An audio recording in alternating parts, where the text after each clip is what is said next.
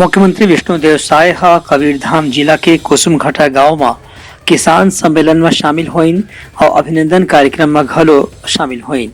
यह मौका में महिला और बाल विकास विभाग और वन विभाग डहार लगाए गए स्टॉल के मुख्यमंत्री अवलोकन करीन। कार्यक्रम में मुख्यमंत्री महिला बाल विकास की विभाग के स्टॉल में नवजात शिशु मन खीर खवा के उनकर अन्नप्राशन करवाइन। संगे संगे स्टॉल में गर्भवती महिला मन सुपोषण किट प्रदान करके किशोरी मन उपहार घलो दिन।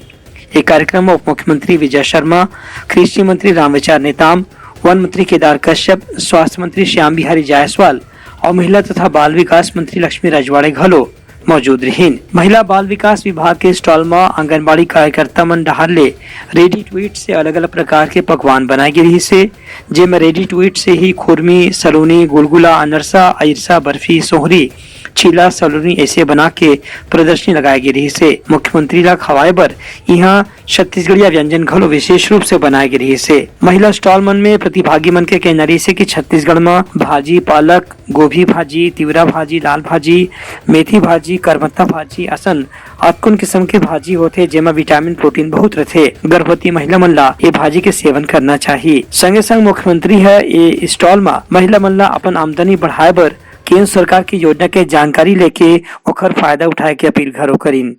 Bureau report, Telangana news.